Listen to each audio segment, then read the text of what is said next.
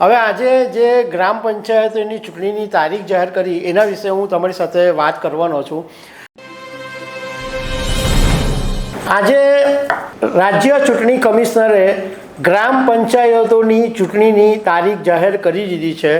એટલે હવે આગામી દિવસોની અંદર એવું લાગે છે કે ગુજરાતની અંદર ચૂંટણીનો માહોલ રહેવાનો છે, કારણ કે 8,327 ગ્રામ પંચાયતોની ચૂંટણી 22 જૂને થવાની છે અને એ પહેલાં લગભગ 19 જૂને જે વિસાવદર વિધાનસભાની પેટા ચૂંટણી અને કડી વિધાનસભાની પેટા ચૂંટણી પણ થવાની છે.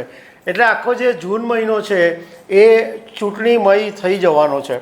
હવે આજે જે ગ્રામ પંચાયતોની ચૂંટણીની તારીખ જાહેર કરી એના વિશે હું તમારી સાથે વાત કરવાનો છું.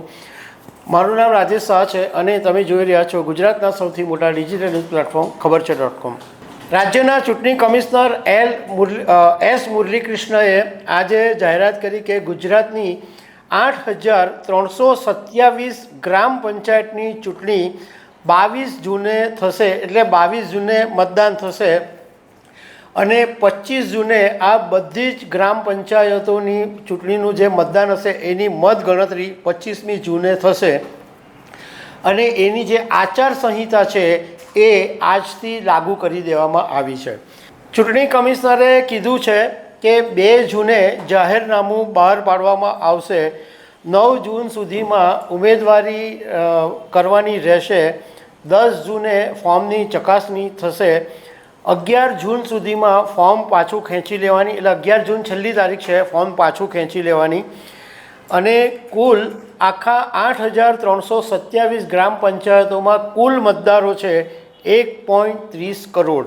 હવે એકચ્યુઅલી છે ને આ ગ્રામ પંચાયતની ચૂંટણી જે થવાની હતી એના કરતાં વિલંબ થઈ ગયો છે, કારણ કે ગુજરાતમાં ગ્રામ પંચાયતોની ચૂંટણી માટે રોટેશન પ્રક્રિયામાં ઓબીસી અનામત માટે 10%થી 27% કરવાની પ્રક્રિયા ગુજરાત સરકારના વિચારણા હેઠળ હતી અને આ માટે રાજ્ય સરકારે ઝવેરી કમિશનની રચના કરીને વિધાનસભાની અંદર કાયદો પણ પસાર કરી દીધો હતો.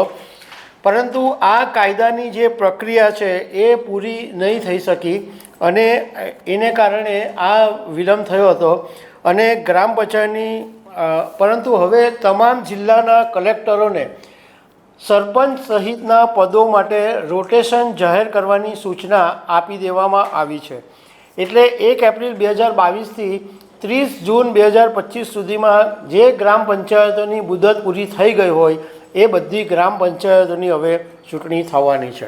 હવે સુરત જિલ્લામાં વાત કરીએ તો સુરત જિલ્લામાં ટોટલ 548 જેટલી ગ્રામ પંચાયતો છે. એમાંથી 547 ગ્રામ પંચાયતની ચૂંટણી થવાની છે. એક ગ્રામ પંચાયતની ચૂંટણી નથી થવાની. એની પાછળનું કારણ એવું છે કે ગુજરાત સરકારે એક છૂટ આપેલી છે, સમરસ ગ્રામ યોજના. એટલે જે ગામ એવું નક્કી કરે કે અમારે ચૂંટણીની જરૂર નથી, અમે અમારી જ રીતે ગ્રામ પંચાયત સરપંચ અને સભ્યોની નિમણૂક અમે અમારી પસંદગીથી જાતે જ કરીશું, એવા ગામોને છૂટ આપવામાં આવી છે. અને પલસાણા ગ્રામ પંચાયત છે એ આ સમરસ ગ્રામ યોજના હેઠળ આવેલી છે. એટલે મતલબમાં પોતાના પલસાણા ગ્રામ પંચાયત જાતે જ પસંદગી કરશે, એટલે ત્યાં ચૂંટણી નથી થવાની. એટલે સુરતની અંદર ટોટલ 547 ગ્રામ પંચાયતની ચૂંટણી થવાની છે. તો દર્શક મિત્રો, આવી અનેક વાતો સાથે અમે તમને મળતા રહીશું. Thank you very much.